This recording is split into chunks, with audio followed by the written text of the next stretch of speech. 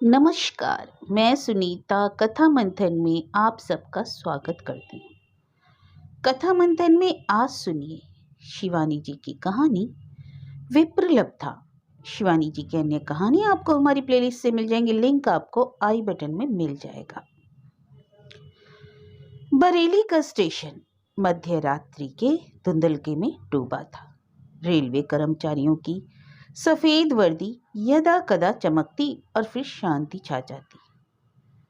Shuttle यहीं लगा है, डिब्बे में अंधेरा हो तो मैम साहब, पर मैं सामान लगा देता हूँ, आप आराम से सो जाइए। कुली ने मेरी स्वीकृति की प्रतीक्षा करने की भी आवश्यकता नहीं समझी और सामान चुनकर लगा दिया। बिना बत्ती का वह अंधेरा कमरा मुझे किसी अर्वाचीन गृह द्वार सा लगा। 1-2 घंटे की समस्या तो नहीं थी। रात भर अकेली उस अंधेरे कमरे में कैसे रहूंगी। फिर शटल में फर्स्ट का केवल एक ही डिब्बा रहता था। प्रायः ही दिल्ली की गाड़ी से आने वाले यात्री अपने रिजर्वेशन की संगीन घुसेड़ रात भर तपस्यारत योगियों के अमानवीय धैर्य से अंधेरे डिब्बे में बैठे निरह यात्रियों को बड़ी निर्ममता से बाहर निकाल देते थे। मुझे इसका भी पूर्व अनुभव था। यही नहीं, इसी इकलौते डिब्बे के लिए मैं कई संभ्रांत यात्रियों को दीन याचक की भांति गिड़गिड़ाते भी देख चुकी हूँ। पर मुझे इसी गाड़ी से जाना था। इसी से पैसे देकर वाचाल कुली को विदा किया और नीचे की बर्थ पर लेट गई। मन ही मन बनाती जा रही थी कि कोई मुत्साही सहयात्री जुट जाता तो निश्चिंत हो जाती। शायद विधाता को भी तरस आ गया और कोई 20 मिनट भी नहीं गुजरे थे कि एक कुली हल्का सा सूटकेस लटकाए भीतर घुस आया। उसके पीछे पीछे रेशमी साड़ी की खसखस से मैं समझ गई कि प्रवेश करने वाली कोई महिला ही है। विदेशी सुगंध की तीव्र गंध से मेरे नथुने भर गए। और फिर शैनेल की सुगंध क्या छिपाए छिपती है। स्टेशन के उस पार लगे बिजली के खंबे की रोशनी भी एक घने पेड़ ही छाया से एकदम ही ढक गई थी। अंधेरे में मैं कुछ भी नहीं देख पाई। पर फिर भी सहयात्रिणी की उपस्थिति से मन अचानक हल्का हो गया। आप भी काठगोदाम जा रही हैं क्या? उसने पूछा। जी हाँ, मैंने संक्षिप्त उत्तर देकर करवट बदल ली।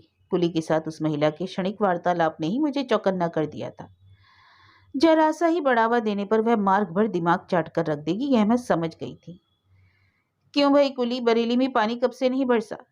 क्या दूसरी गाड़ी से आने वालों की कोई रिजर्वेशन स्लिप बाहर लटकी है? यहाँ कुछ खाने पीने को भी मिलेगा? कहते क्या हो, 12 बजे सब रिफ्रेशमेंट बंद हो जाते हैं। तब तो मैं भूखी ही मर जाऊंगी। उसकी अनवरत बकर बकर से मेरा सिर दुखने लगा था। इस दुकेली से तो मैं अकेली ही भली थी। कुली के जाते ही वह चप्पल उतारकर बर्थ पर पालथी मारकर और पंखा झलने लगी। गजब की गर्मी है। ये मुई बरसात की उमस तो मई जून से भी ज्यादा करती है। फिर आदत भी तो छूट गई है। उसने शायद जानबूझकर ही अंतिम वाक्य जोड़ा था, जिससे मेरी नारी सुलभ स्वाभाविक उत्सुकता पूछ बैठे। क्यों? भारत किस किस औत्तुंग शैल शिखर पर वास है तुम्हारा? पर मैं चुप रही। अरे किसे पड़ी थी जो कहती आ बैल मुझे मार। अचानक टॉर्च की रोशनी पूरे कमरे में बिजली सी चमकी। मैं हड़बड़ाकर उठ बैठी। 3-4 सफेद वर्दीधारी टिकट चेकर खिड़की के कांच पर दस्तक दे रहे थे। मैंने कांच ऊपर सरका दिया।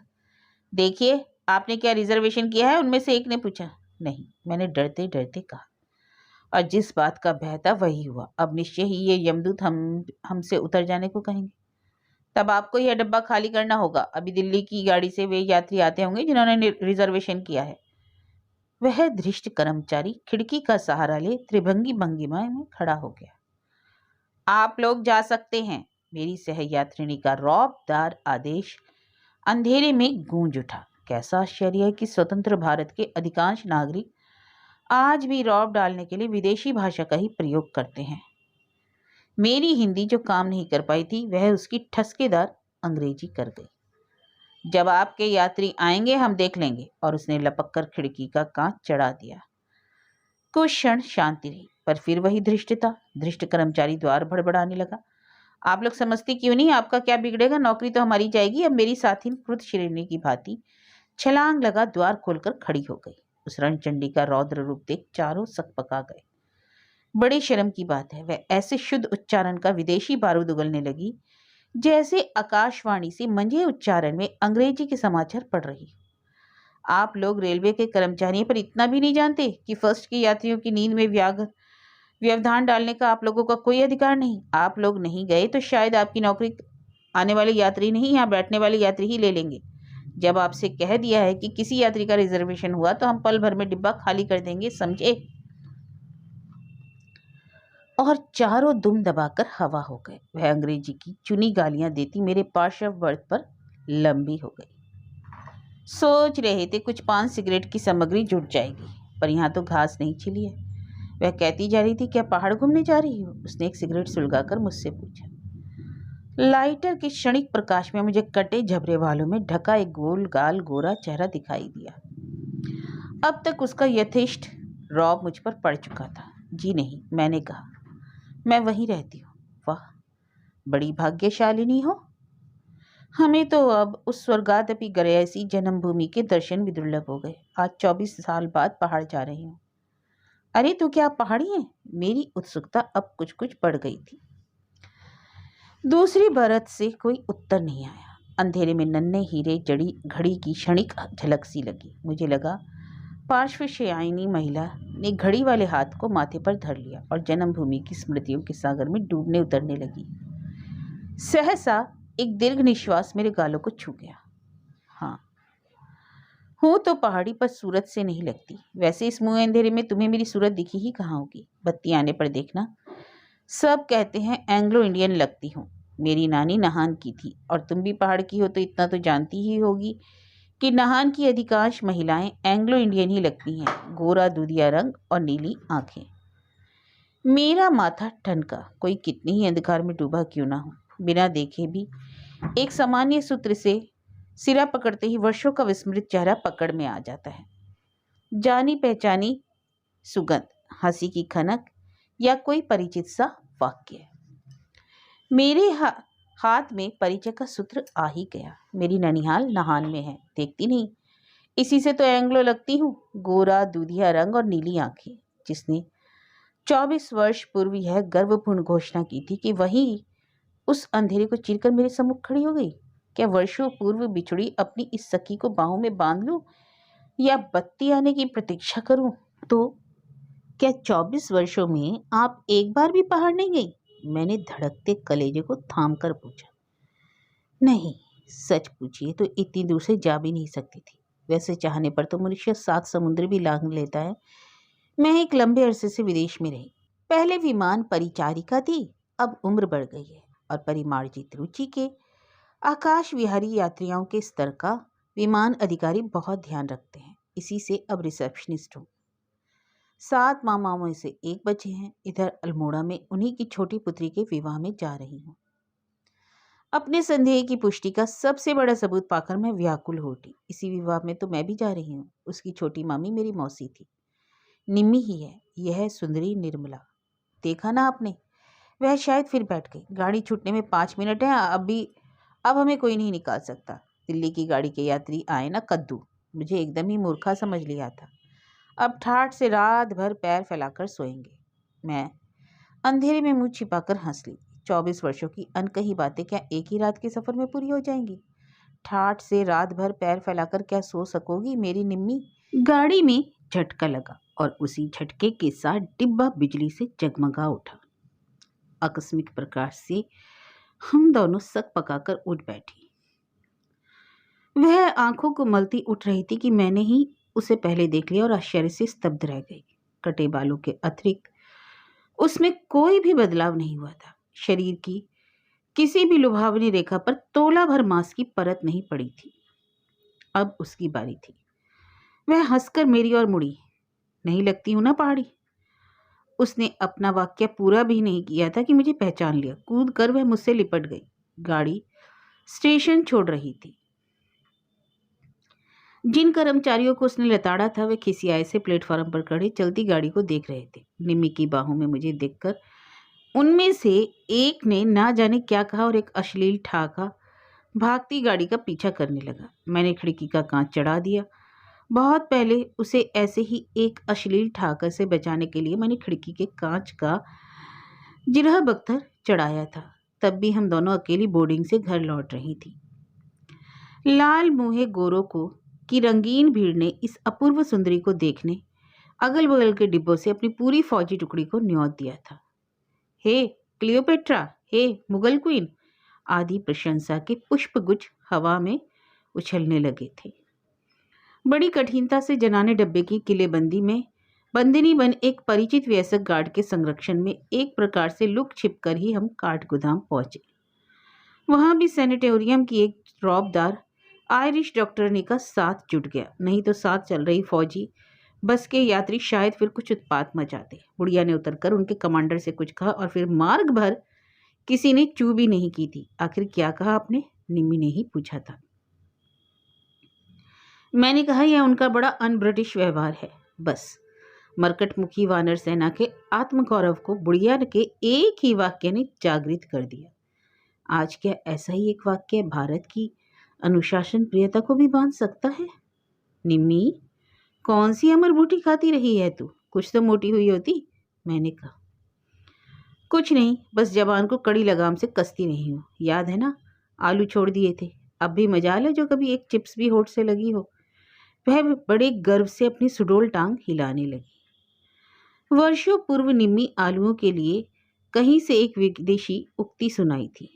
On your lips for a few seconds, on your hips for ever. बस उसी दिन से आलू छोड़ दिए। मक्खन, घी, मिठाई, चावल सबसे बैर मोल लेकर ही वह चिरंतर यौवन का वरदान पा सकी। मेरी मौसी कभी कभी अपनी मुंह लगी भांजी को छेड़ देती। शादी होगी तो क्या करेगी? इस कमर से तो चूहे का बच्चा भी नहीं छिड़केगा। तुम अपनी ही कमर में हाथी पालना मामी, वह मुझोर कहती। गजगामिनी मामी की कमर में सचमुच किसी हाथी का बच्चा समा भी सकता था। प्रौढ़ावस्था के साथ साथ शायद ही कोई भारतीय नारी अपने सौंदर्य और स्वास्थ्य की बोतली सहेज कर रख पाती है, पर निम्मी तो अपने 42वें वर्ष में अभी भी छूने से मैली हो रही थी। इसी तन्वी मंदोदरी को अपनी तूलिका के रंगों में सदा के लिए अमर करने की याचना करने कनार देवी की घाटी का विदेशी चित्रकार निम्मी के पिता के सम्मुख प्राय घुटने ही टेककर गिड़गिड़ाने लगा था। केवल उसकी अपूर्व लावण्यमयी देहवल्लरी का ही चित्र बनाएगा, चेहरे की प्रतिकृति आंकने का नाम भी नहीं लेगा। उस दिन उस कला मर्मज्ञ को अनुमति मिली होती तो निम्मी का वह चित्र मध्ययुगीन अनुपम कलाकृति शाल मंजिका से होड़ ले सकता था। पर राय साहब कुछ बातों में एकदम ही लकीर के फकीर थे। वैसे उनका कहना भी ठीक था। निम्मी की सगाई हो चुकी थी। उसके भावी ससुर और अपने क्रोधी स्वभाव और सनातनी परंपरा के लिए प्रसिद्ध थे। 4.25 बालों के बीच ध्वजा सी शिखा फहराते फूले नथुने और चौड़े कंधे वाले निम्मी के भावी ससुर दुर्गा दत्त जी मूछे सदा पूंछ उठाए सिंह गुजरने को तत्पर क्रोधी सांड से ही लगते थे। आज शायद दुर्गा दत्त जी जीवित होते तो कुमाऊं की क्या स्वयं अपने परिवार की प्रगति देखकर ही आंखें फोड़ लेते। कुछ ही दिन पूर्व उनकी एक पोती ने किसी वैश्य पुत्र के गले में जयमाला डाली थी। मझला पुत्र विदेश यात्रा से एक 6.5 फीट की ललमुही मेम का तोहफा ले आया था। जिस चौके को 3 बार लीप पोत कर हंडिया चढ़ती थी, उसको तोड़ फोड़कर अब खड़ा सीमेंट का चूल्हा बन गया था। पर यह सब देखने के पूर्व ही विधाता ने दुर्गा दत्त जी को उनकी निष्ठा से प्रसन्न होकर समय से पूर्व ही अवकाश ग्रहण करवा दिया था। उन्हीं के जीवन काल में उसके सबसे बड़े पुत्र से निम्मी की सगाई हुई थी। निम्मी के पिता का ओहदा भी ऊंचा था और खानदान भी। अंग्रेज नंदनों की गोदी में खिला खिलाकर उन्होंने राय साहिबी का किताब पाया था। कई लॉर्ड कमिश्नरों से उनका संबंध था। अंग्रेजी अदब कायदे को घुट्टी में पिलाकर उन्होंने अपनी मातृहीना पुत्री को बड़े लाड़ दुलार से पाला था। तब तक पहाड़ में सगाइयों का रिवाज नहीं चला था। विवाही के दिन प्रातःकाल टीका चढ़कर संध्या फेरे पड़ जाते, पर राय साहब ने बड़ी जिद्द से भावी समधी को विवश कर दिया था। विवाह का अभी 1 वर्ष तक तो कोई प्रश्न ही नहीं उठता था, क्योंकि मेधावी लड़का पढ़ रहा था। इसी से सगाई को सील मोहर लगाना उनके लिए अनिवार्य हो गए थे। स्वयं उन्हीं की 3-4 भतीजियां विवाह योग्य हो गई थी। कब कौन उनके मुंह का ग्रास छीन ले क्या पता। वैसे स्वयं वे लंबी सगाई के पक्ष में नहीं थे। जहां तक होगा अगले ही वर्ष हम तेरी शादी से छुट्टी पा लेंगे, वे हंसकर निम्मी से कहते। निम्मी की सगाई के दिन ही हम दोनों ने पहली बार उसके भावी दूल्हे को देखा था। निम्मी के पिता ने अपने असंख्य विदेशी मित्रों को उस दिन न्योत दिया। सुनहरे अक्षरों में छपे कार्ड में पूरा कार्यक्रम छपा था। रामपुर से एक सुंदरी बाई जी को इसी जलसे के लिए मोटी रकम देकर बुलाया गया। कान पर हाथ धरकर टप्पे अल्पाती बाई जी एक बार गांव तकिया लगाए दुर्गादत्त जी की और भी घातक कटाक्ष का वार कर बैठी थी और उन्होंने नाक पर रुमाल रखकर आंखें बंद कर ली। अपने अरसिक ससुर के प्रति उसका काव्य निवेदन व्यर्थ जाते देख निम्मी ने मुंह में आंचल ठूस लिया था। गोल कमरे की तो सज्जा ही उस दिन निराली थी। मेज पर सजा विराट केक, नाना प्रकार के मेवे, मिष्ठान, छत से लटकते झाड़ फानुस की जगमगाती रोशनी में चमकते विदेशी जोड़े, होठों का रंग, आलपा के गाउन की खसर खसर, मीठी खुशबू, सभ्य ठहाके और शैंपेन की चौड़ी कटी बोतलों में डूबती उतराती सुनहली रुपहली गोलियां। हम दोनों, निम्मी की सातों मामियां और नानी एक दूसरे पर गिरती पड़ती बारी बारी से छोटे से छिद्र से देखती। अरे मुझे भी देखने दो रही छोकरियों, कहे निम्मी की शौकीन नानी अपनी एक कानी आंख को हाथ से ढक दूसरी मोतियाबिंद से धुंधली आंख के द्वार पर उस छिद्र पर टिका देती जिसमें उन्होंने उस ब्रजभूमि में गोपियों की कई ऐसी रास लीलाएं देखी थी। निम्मी का भावी दूल्हा सुरेश कई मेमों से घिरा लाश से सिर झुकाए बैठा था। लड़का वास्तव में नम्र, सुशील और सुदर्शन था। उसी ने किसी विवाह में निम्मी को देखकर पसंद कर लिया था और फिर उसकी चाची ही आकर रिश्ता मांग गई थी। दुर्गादत्त जी ने उस प्रस्ताव का कड़ा विरोध भी किया था, पर जिद्दी पुत्र को वे जानते थे। उन दिनों कैसा ही प्रगतिशील परिवार क्यों न हो, पहाड़ में दामाद का विवाह से पूर्व ससुराल आना अनहोनी घटना थी। पर राय साहब हाई कोर्ट खुलते ही प्रयाग चले गए तो एक दिन उनका दामाद भी अपने बोर्डिंग से आ टपका। फिर तो धीरे धीरे वह हर इतवार को आने लगा। राय साहब को भी उसके आने में कोई आपत्ति नहीं रही। 8 महीने बाद तो वह उनका दामाद बन ही रहा था। फिर पहाड़ में होते तो शायद समाज का भय रहता। अच्छा है ननियाल में नहीं हूँ, निम्मी ने मुझे लिखा। वहां होती तो क्या 7 मामियों की 14 आंखों को छल पाती। वैसे तो उसकी नानी की पौनी आंख की अकेली सर्च लाइट ही उसकी कोर्टशिप को ठप कर देती। सुरेश को दूर से देखने पर अपनी भावी पत्नी जितनी सुंदरी लगी थी, निकट आने पर उससे कहीं अधिक लुभावनी लगी। पर मुझे उसके लिए एक बड़ी चिंता थी। अपने नए भावी रिश्ते की उपस्थिति से वह कुछ नरम भले ही पड़ी हो। कुत्ते की पूंछ को क्या विधाता भी सीधी कर पाता है। मुझे वह प्राय ही अपने तीखे स्वभाव की विस्फोटकारी दुर्घटनाएं सुनाती रहती। आज हरामखोर बिशन को मैंने सुरेश के सामने ही ऐसी झाड़ पिलाई कि सुरेश भी सहम गया। आज मैंने नत्थू की पूरी धुलाई काट ली, कहता था डैडी की कमीज गधा चल गया। मुझे निम्मी की अल्प बुद्धि पर तरस आता। विवाह के पूर्व ही शांत भीरू स्वभाव के भावी सहचर को ऐसे सहमाना क्या उचित था। यह ठीक था कि वह ऐसी ऊंची दुकान पर सजी मिष्ठान का थाल थी जिसके बिक जाने पर लौटाने का पर्श ही नहीं उठ सकता। फिर भी कोई भला कोई दुकानदार क्या स्वयं ही ग्राहक को उलट पुलट कर अपने माल का दुर्बल पक्ष दिखाता है। कहीं ग्राहक बिना खरीदे ही लौट गया तब।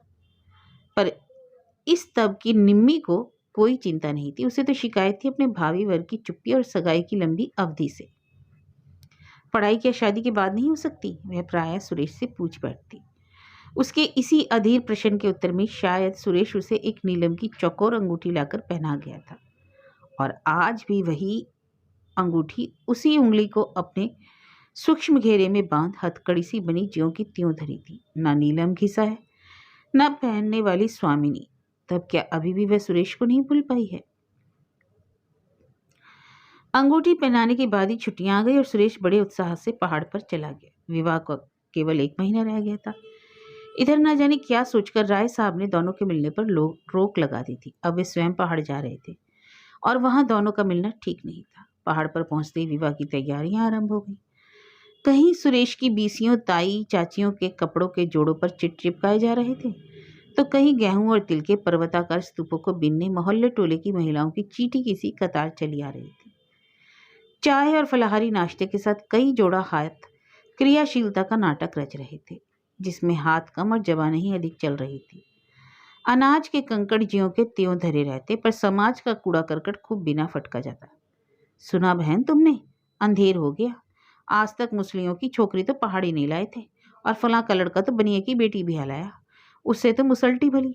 आज तक सास 4 धाम कराई, अब नई बहू मदीना घुमा लाएगी। रसिक प्रिया रघुदा की बहू अपने इस बेजोड़ मजाक से सबको लोटपोट कर देती। अरे बड़ी हरामिन है रे रघुआ की दुल्हन, मरी के दिमाग में न जाने कहाँ से ऐसी बातें आती।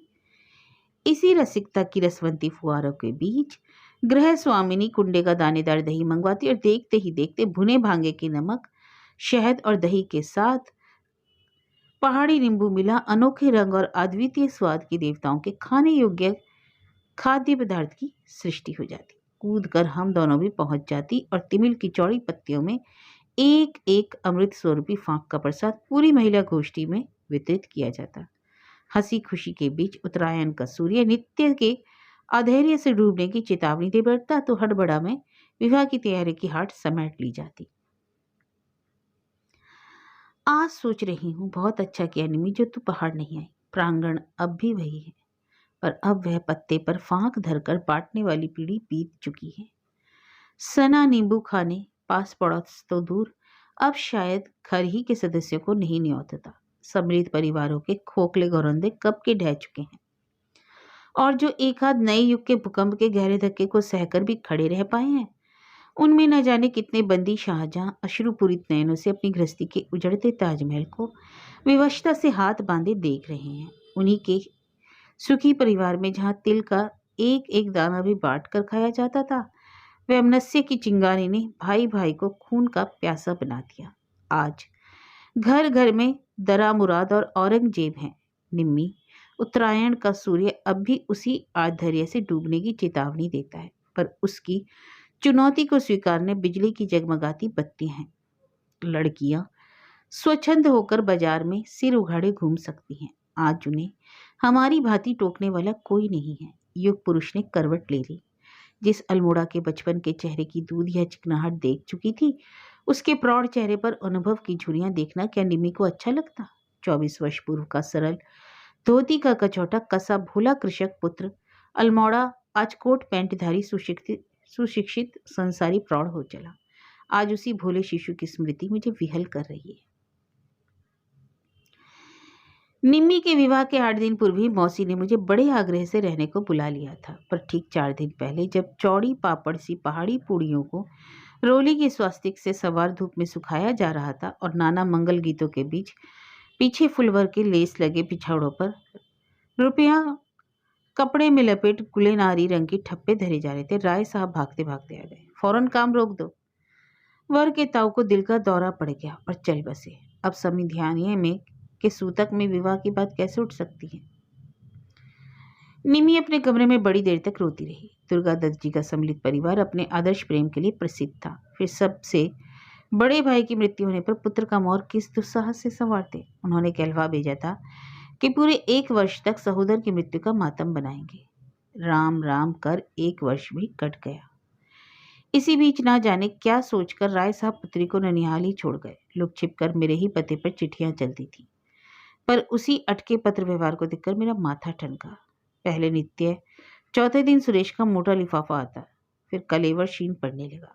कभी कभी तो 2-2 सप्ताह बीतने पर भी पत्र नहीं आता और निम्मी का सूखा चेहरा देखकर मुझे बड़ा तरस आता। मैं उसे दिलासा देने की भरसक चेष्टा करती। सब्र का फल मीठा होता है निम्मी, मैंने एक दिन हंसकर उसे समझाया, तो वह मुझ पर ही फैल गई। जी हाँ, और सब्र का मीठा फल पेड़ पर ही लटका रहे तो क्या कभी सड़ नहीं सकता?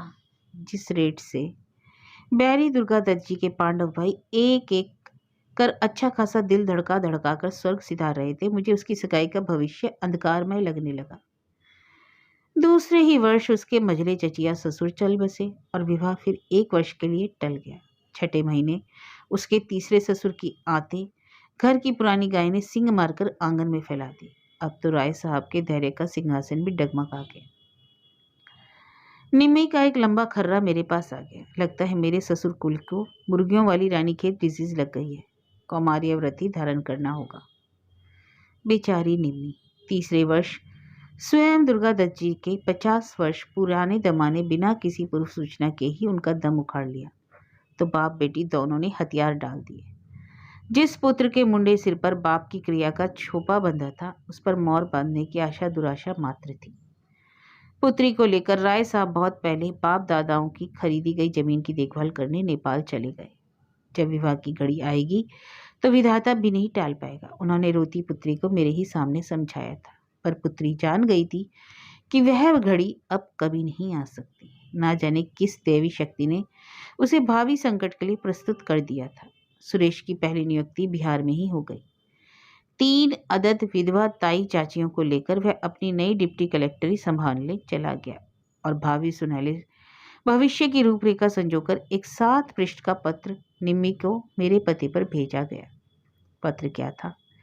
पूरा महाकाव्य था। निम्मी उसी दिन नेपाल जा रही थी। उसने पत्र पढ़ते ही मेरे सामने धज्जियों में बिखेर दिया। बनता है नालायक, चाहता तो क्या मुझे ब्याह करने ले जा सकता था? कैसा बचपना करती है निम्मी, मैंने कहा। वह बेचारा क्या 3 बूढ़ों को अमृत पिलाकर बचा लेता? कौन कहता है बचाने का, पर हर बूढ़े के मरने पर इस स्टेट वार्निंग की भला क्या जरूरत थी? और वह नेपाल चली गई। दूसरे वर्ष पूरा पर्वतीय समाज कलेजा थामकर दुर्गा दत्त जी के परिवार में किसी अशुभ घटना की प्रतीक्षा करता रहा, पर उस वर्ष उस घर में कोई अर्थी नहीं निकली। इस बीच निम्मी की अल्प बुद्धि ने स्वयं ही अपने सौभाग्य की अर्थी निकाल दी। विवाह की तिथि निश्चित करने सुरेश ने नम्रतापूर्ण पत्र लिखा था तो निम्मी का उत्तर आया, अब के अपने घर भर के बड़े बूढ़ों की डॉक्टरी जांच कराने हैं, तब तिथि निश्चित करना, कहीं ऐसा ना हो फिर मुहूर्त टल जाए। बस इसी पत्र से सुरेश भड़क गया। वैसे शायद उसका भड़कना भी उचित था। इस लंबे अरसे से वह समझ गया कि उसकी तटस्थता एवं औदात्य को समझने की शक्ति उसकी रूप गर्विता भावी पत्नी में नहीं है। उसका आवश्यकता से अधिक स्वतंत्रता प्रेमी व्यक्तित्व एक न एक दिन अवश्य ही उसकी अनुशासित दलीलों की अवहेलना कर विद्रोह कर बैठेगा, और वह दिन सुरेश के लिए बड़े सुख का नहीं रहेगा। क्यों न तनिक साहस से दुखती ताड़ को एक ही झटके में उखाड़कर चैन की सांस ले ली जाए। उसने यही किया भी। अपनी चाचा से कह दिया, वह गांव की अनपढ़ कन्या भले ही ले आए, पर उस घमंडी लड़की से रिश्ता नहीं करेगा जिसने उसके मृत गुरुजनों का अपमान किया था। सगाई टूट गई। मैंने उस वैभव मदमत रूप गर्विता को 3-4 पत्र भी लिखे, पर कोई उत्तर नहीं आया। स्पष्ट था कि वह अपने जीवन में झंझावत की भांति आ गए प्रेमी की स्मृति का एक एक चिन्ह मिटा देना चाहती थी, और मैं ही तो उस प्रणय काल का प्रमुख स्मृति स्तंभ थी। सुनने में आता रहता था कि राय साहब ने नेपाल में लाखों रुपया पैदा कर लिया था, और शायद उसी भौतिक समृद्धि का घातक विष पिता पुत्री के पूरे शरीर में फैल गया। अत्यधिक मद्यपान से पिता की हृदय गति सहसा बंद हो चली गई। निम्मी भी सब बेच बाच कर विदेश चली गई। उसका यही अंतिम समाचार मुझे मिला था, और आज इतने वर्षों बाद वह मुझे अचानक मिल गई। हर स्टेशन के आते ही वह उचक्कर खिड़की से झांकने लगती। वे ही परिचित स्टेशन, पहाड़, निकट आने पर छोटे छोटे प्लेटफार्म पर वैसे ही सरल पहाड़ी चेहरे देखते ही वह उत्तेजित हुई जा रही थी। लाल कुएं के स्टेशन पर मस्त बैलों की भांति 2 इंजन गाड़ी को ठेलने बढ़ आए तो वह बच्ची सी किलक उठी। अरे कुछ भी तो नहीं बदला, अभी भी 2 ही इंजन गाड़ी को काठ गोदाम तक ठेलते हैं। तुम भूल रही हो निम्मी, मैं बोली। अब उन 2 इंजनों को स्वतंत्र भारत ठेलता है। अरे लाख ठेले। उसने बड़ी उपेक्षा से अपनी सुंदर नाक सिकोड़ी। किसी सुरक्षित ऐतिहासिक इमारत में अकड़ी खड़ी संगमरमरी मीनार सी उसकी सुकुमार नासिका अभी भी उतनी ही आकर्षक थी। सब सुनती रहती हूँ, विदेश में अब यही की बात है। परसों कलकत्ता से एक बर्थ के रिजर्वेशन के लिए 10 का नोट थमाया, जब तब जाकर कहीं मिला। गाड़ी हल्द्वानी छोड़ रही थी। अचानक मुखरा निम्मी चुप हो गई। मैं उसके मुग्ध चेहरे को देख रही थी। प्रकृति के आंचल में तराई के अनोखे बेलबूटे उतरने लगे। सूखी नदी के शीन कलेवर में बहते शहतीर, आसपास के पड़े गोल चिकने पत्थरों के स्तूपाकार गट्ठर, नारंगी फलों की सुपरिचित झाड़ियां, लकड़ी के धुएं से काले अर्वाचीन मकानों के कंकालों के बीच उभरे सीमेंट के दुमिंजले चमचमाते मकान, ना जाने कितनी स्मृतियां अभागिनी को विहल कर रही थी। एक रहस्य केवल मुझी तक सीमित था। एक बार किसी रिश्तेदारी के विवाह से निम्मी अकेली लौट रही थी।